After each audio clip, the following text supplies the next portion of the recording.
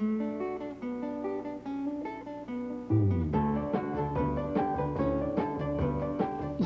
people leading unique lives shape and inform Iowa City.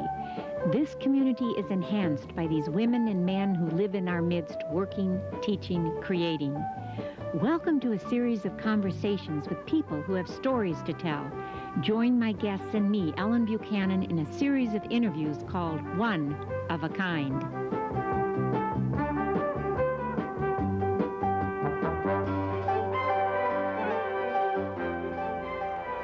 My guest on One of a Kind is Phyllis Harper Bardach. A native of Staten Island, New York, Phyllis moved to Keokuk, Iowa, where she and her physician husband lived for 27 years. What brought her to Iowa City 17 years ago is a story in itself. I'd like to quote my research assistant who said, "Fate handed Phyllis a challenge, which she took up and met with great determination. Her son's deafness focused her life into a remarkable pattern of service. Her dedication to his education and well-being led her on a path that has benefited many other children and adults with hearing disabilities. The fact that Phyllis chose to train as a teacher and work in a school for the deaf is a testimony to the power of her life commitment," end quote. For 3 years, Phyllis was a member of the White House Conference for the Handicapped, one of only 28 people appointed nationally. She has served on numerous advisory committees for teachers of the deaf, both in Iowa and in the nation. She organized the State Group of Iowa Teachers of the Hearing Impaired and served as its president in 1977 to 78. She has written for many professional journals on deaf education. Additionally, she was a consultant for the Grantwood Area Education Agency project for the Hearing Impaired program. She serves on the governing board of the National Technical Institute for the Deaf at Rochester. And she received her MA from Columbia University in New York and her PhD from the University of Iowa. And for 10 years, she was a coordinator for student field experiences at the university. Welcome, Phyllis, to One of a Kind. Thank you, Ellen. I know your story begins in Staten Island, New York, where you were born January 3rd, 1928. I would love to know about your parents and your family, your siblings. Well, I feel that I had remarkable parents. Little did I know during my years on Staten Island when I certainly thought they were the only parents in the world. But that certainly manifested itself as I grew and married and then later on had a deaf child, the services that they provided me in terms of their own help. But my mom and dad and one sister, there were the four of us, and I think a very solid family.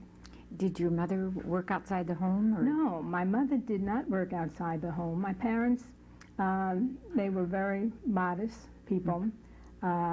My mom sewed a great deal. In fact, when I went away to college, I probably would not have had a wardrobe had she not been able to sew. But she was the caretaker of the family. I mean, Monday mornings, wash. Tuesday, ironing. And she just thoroughly enjoyed taking care of my dad and the two of us in a very homey manner. Now, you went to Howard University and you had a major in Spanish. In Spanish, yes. How did you get from Staten Island and Howard University to Keokuk, Iowa? I know there's a wonderful story in that. It's amusing, and I laugh because I guess I've been asked that question a million times.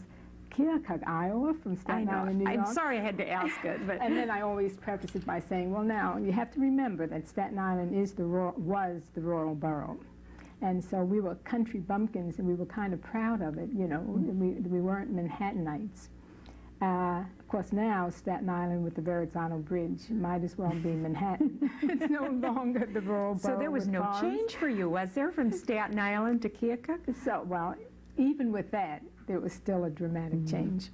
But interestingly enough, when I went to Howard, my junior year, I met my future husband, and he had never heard of Staten Island, and I had not heard of Keokuk, Iowa.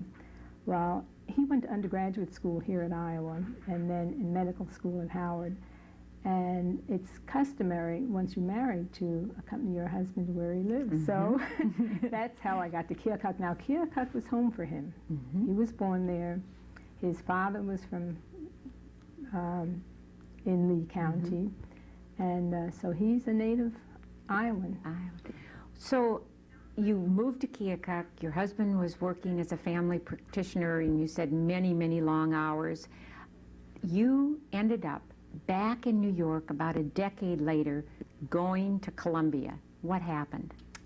Well, we have 3 children, 3 wonderful children. The oldest one now is 43, Freeman is 40, and Phyllis is 39. And Freeman was born deaf. But you didn't know it. Had no idea that he was deaf. In fact, you know, the American dream, you marry, and then I was going to have children 2 years apart, and the boy and the girl, and then whatever. The third one was fine. Bill was in the Korean conflict. So, not over. He was in about 8 months and then released because of the need for the doctor in Kiev back at home. I was very anxious for another child because already my formula was out of kilter. The 2 years would have expired. William III was born. William III was born. Okay. And then, you know, my 2-year span for the second child. So delighted when I realized that in the July of 1953, I was going to have this second child, even though it was longer than the 2 years. So with great joy, and he was a boy, and that was fine, gorgeous child. So happy to have this second child. But shortly after, I was expecting a third child, which I think the joy of the third child coming did not allow, well, it did allow, because at 3 months old or 4 months old, you don't expect a child to talk or respond to sound. By the time he was 6 months old, I felt very strongly that things weren't happening as they should have been. Had he been a first child, I think I probably would not have thought much about it. But he did not respond to the vacuum being used in his room. If you'd walk to the door after he was 6 months and you'd say, "Hi, Freeman," he never turned, but if he could see you, he would react. I knew nothing about deafness, and why I picked that, I just immediately thought, he can't hear. And of course, the response and the reaction of friends were, "Oh, how could he be deaf? Your husband's a doctor, you're a college graduate." And you know, that's a classic kind of response from people in general. And so my own, I like to be right. I guess you guessed that. And I was so busy saying, "Listen, I know he can't hear. He's deaf." That by the time he was diagnosed, the trauma didn't immediately strike me that you have no idea what to do with him. So that's how I ended up going back to New York. We went to the John Tracy Clinic in California when he was 3 years old. And we emotionally could not put him in a residential setting at 3 or 4. So for our family, it was whatever we need to do to keep him a part of the family, even if it's fragmented, we needed to do. And that's when you took your 3 children, went back to Staten Island, enrolled at Columbia Teachers College. And trained at the Lexington School for the Deaf. And who took up the slack of mothering? And you know, it was absolutely incredible, because when I finished, I felt like my degrees needed to be torn into thirds. My parents and my sister, and 1/3 for me. I could not have done it with the degree of success that I did without them. The emotional support, you know, still a very modest family, small dwellings, and my mom, a homebody. And in order for him to remain a day pupil, even at that time, can you imagine, I'd take him in the morning when I left at 6 o'clock. He got out of school at 2:30. At 11, she'd have to leave Staten Island, take a bus, that ferry ride, 3 subways, pick him up, reverse that, and come home. I have to tell you the story, Ellen. That's an amazing On Fridays, story. I brought him home. In the Staten Island ferry, if you haven't been on it, you know the size of it. They're huge. And he was sort of indicating, because he was still young and didn't have the language and the speech to convey, but he got across to me that he wanted to go to the concession stand. I accompanied him to the concession stand, and then, after I knew what he wanted, I ordered it. The woman behind the concession stand said, well, when your mother has him, she makes him order. She doesn't talk for him. Now that's how my mom was. I mean, and with all of the impersonality that people equate with New York, that's not, I mean, she remembered your mother dealing with Freeman. Yes. And that he could order. Can you imagine it? I love it, that she would remember it. I flash back to that. No, it's a wonderful story. Mm-hmm. But your story with this education for the deaf and involvement was just beginning, because you took your family back to Keokuk, but you needed a place, a school, yes, for Freeman. So tell me what happened next. You know, it was interesting because in Keokuk, at that point in time, an individual needed to be 7 years old before they would be enrolled in our state or any state school for the deaf, like at Council Bluffs. And I trained basically to work with him until we could emotionally do what we knew intellectually we certainly needed to, and that was to provide him an education. And it was very difficult on my husband also, extremely difficult. And so I was going to work with him, sort of a home teaching phenomenon, but decided if I would teach, other young children could remain at home at least during their formative years. Well, there was no program in Keokuk, and there was in Quincy. The Christmas before I finished, we were home for holiday, and I went to Quincy just to see what it was like. And they, of course, were very anxious to hire me, even though I wouldn't be finishing until June. And I decided, well, that won't be so bad. You know, it wasn't around the corner, but maybe that's possible. So that in '59, September, I started teaching in Quincy in a day class program, taking Freeman to school. We commuted about 100 miles a day for 7 years. Gosh, we're talking winter weather here too, Phyllis. That's interesting. And who was home with Bill and Phyllis? Well, our housekeeper was there, and still it was not traumatic, but difficult. Difficult. Because when you have an individual in the family with a disability, your family has a disability, and we sort of prided ourselves. We'd sit down every year and say, okay, this is what's facing us. And input, you know, Bill and Phyllis and Freeman, we'd all sit there together, and what could we do that would best serve all 5 of us and sort of give everyone his or her fair share. And the kids without the disabilities do get the shorter end, however evenly you attempt to slice it. But there was nice camaraderie among them, and they're good friends, and they're loving siblings. So we feel like we were successful on that score. I want to hear about what they're doing, but I do want to finish because you were not only taught at Quincy for 7 years and commuted to Keokuk, then you went on to tell us about Jacksonville, Illinois. After I was in Quincy for 7 years, Freeman and about 6 of our teenage students were transferring to the Illinois School for the Deaf, which was in Jacksonville. And it's comparable to the Iowa School for the Deaf in Council Bluffs. Okay. So up until that time, they were in self-contained deaf classes. Going to Jacksonville would be a total school for the deaf. I was going to continue to teach in Quincy or not teach at all. Now, in the meantime, during the summers, I had lectured to parents at the Parent Institute in Illinois, so I was very familiar with the faculty and staff there.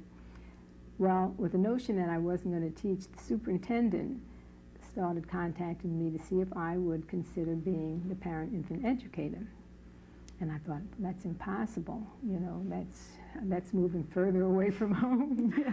And I continued to get letters, and my husband finally said, you know, I said, what do you think I should do? If I go, Freeman can be a day pupil rather than being residential. Well, it ended up, he said, you know, you have to make that decision, because If I say do it and it's awful, if I say don't do it, he said, but whatever you decide, I'll support it. And if you do it and you don't like it, you can stop. Well, that's how it ended up, that while Freeman was in attendance at the School for the Deaf, he went to intermediate school and high school in Jacksonville. It's interesting because Bill then went to Illinois College because, you know, we thought scattered all over the country. And so we sort of encouraged him to apply to Illinois College so that and Phyllis went to junior high and senior high in Jacksonville. Oh, she did. So we did have all the kids and Bill came over on Wednesdays. We went home Friday and then back on Monday. So But you knew that road by heart. absolutely. Well, just tell me where these wonderful children of you, where are they now? Freeman, interestingly enough, he has a master's from New York University. He graduated from Gallaudet and then went on to get a master's from New York University, and he's teaching very successfully at the Phoenix Day School for the Deaf. In fact, he just left last week. He was here for a week. And Phyllis is in Dunwoody, Georgia. 3 wonderful children. Michael has been here 2 summers for basketball camp, has a 10-year-old, has a 13-year-old. Her husband's a pediatrician there, and they all love it. And Bill is in Santa Margarita, Orange County, with Jet Propulsion Labs in Pasadena is where he works. Gee, nobody in Illinois, Phyllis. No one in Illinois. Now, something really tragic happened in 1975. Your husband, at a very young age, died. At, you said, was it a heart, no, cerebral? Hemorrhage. And were your children gone by then? They were all home for Christmas, and Bill hadn't been feeling very well, and we were going, in fact, we were going to go to the East Coast, and we decided not to go home for Christmas. The kids were all home. They left, going back to their bases and schools, and that next day he was not feeling well and ended up in the hospital. And it, as unexpected and tragic as it was, again, a major concern for Freeman in terms of having left and his father was home, to share that by a non-vis-a-vis, voice-to-voice kind of situation, but to call him or to call his dorm at Gallaudet and have someone tell him, and that was a major concern. And I called the president of the university and explained the situation to him. He was, I'll never forget the role that president played. He went over to Freeman's dorm himself and sat in the lounge and discussed with him what was going on. He called me, and we'd keep in touch that way, so that was extremely helpful. The other 2, of course, I could talk to directly. So after the death of your husband, what made you come to Iowa City? I continued. I was supervisor of hearing services in AEA 16 down in Lee County. And after in 77, my oldest son said, "Mother, now we know you love your work. You're working in an area that means a great deal to you, but Keokuk, Iowa, you know, why don't you consider moving back east?" And I decided at that point that if I were going to do that, I would get my PhD prior to going, so that any job that I would want, if I needed an earned PhD, I would have it. So registration day in 77, the summer of 77, June, moved to Iowa City, launching a PhD program. Being a senior citizen, thinking, you know, I don't have a lot of years to do this. I'll be retired. Only 17 years later and 10 years working for the university. My goodness, you had a wonderful career here. Yes, absolutely. Looking back at your incredibly full life, who has made a difference in that life of yours? Who's influenced you? You know, Ellen, that's an interesting question, because I think as whatever hurdles I personally feel I've been able to jump successfully or not successfully, but benefiting from them, I've thought again and again, and really, I look back again at my mom, thinking in terms of my own feeling of self-dignity, I think moral and ethical basis on which I function. And I've thought without more than an 8th grade education, the values and the importance of man that my mom has instilled in my sister and myself, I thought if I could give my children only one thing, you know, now they come from a professional family and certainly have much more going for them at that stage, but I thought again and again, if I could only give them one thing, and I've searched to say, how did they get us from where we were to where we are?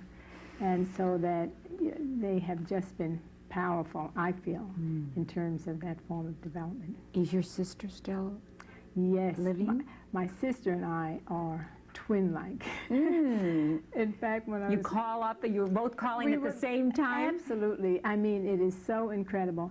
She's 2 years older, but people have always thought we were twins because I think we look a great deal alike, about the same height. And we're different in personality, but the best of friends. And our relationship is, you know, we're always there for each other. Of all your many accomplishments and your awards and your honors and in area of teaching and consulting and administrating and publishing, is there some areas or something that has pleased you the most, or that you really want to kind of burst your buttons, or you find very significant? You know what it is? What? And I didn't even anticipate your asking that question, but motherhood, the parenting. I tell you, for all the others that, you know, I'm pleased with the contributions in that area, but the thing that gratifies me the most are those 3 kids and their relationship to me. They were, when their dad died, they just were such a support system that it was wonderful having them there. I'm good friends with each one of them, and they have a tremendous respect for me as their mother. So What a gift. I would not trade that for anything. And it's continued. Your mother, you, and now you. I hadn't thought about that, but it's and they worship my mother till this day. They eat Freeman, all 3 of them, and my sister has 4 kids, and they're like 7 brothers and sisters, and we're never together if they don't talk about something impressive from Grandma. You know, that's very interesting because it's extended to them. I'd like to have known her. She must have been a special lady. Tell me, since you discovered that you had Freeman, who is deaf, 40 years ago, what's been the most significant changes in deaf education, would you say? I think the empowerment of the deaf population itself.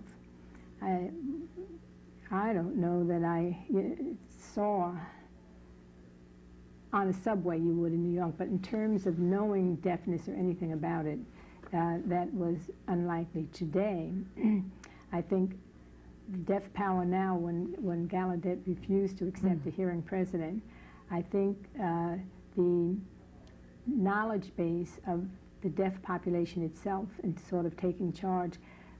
Early on, hearing people were the ones who spearheaded programs, taught, translated the needs thereof. But I do think that the awareness and the acceptance of deafness as a phenomenon, a group, the sign language that is graciously accepted. Historically, it was, you know, if you signed in a closet or something like that. Well, today, American Sign Language is it's touted as being the 3rd most popular language in the nation. So people, with the cameo shots and the interpreters, with all public programs, I think the visibility and the consciousness and the empowerment of the deaf themselves, there's a great pride in being deaf today. And I think that's just made a horrendous difference. And you get calls from some of your former students, parents and students? Again and again and again. One of the greatest joys that I experience continue to do that. And we're talking about some of these people back 20, 25 years ago. That's just wonderful. Well, tell me, you added another chapter in your life. In 1981, you got married again. Yes. Is there a story to that? Well, How did you meet him? An absolute fluke. The most remote thing from my thoughts was remarrying. And I was at my dissertation point, and again, a cousin of my husband's from Fort Madison was visiting, and we went out to dinner.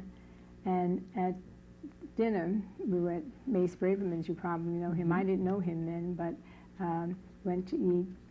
And my present husband, Bardach, was there. And it was just a casual meeting. We had bigos, which was a Polish stew. Being Polish, that's good. And went to the movies a few days later. A few months later, we're still going to the movies. 2 years later, we were still going to the movies.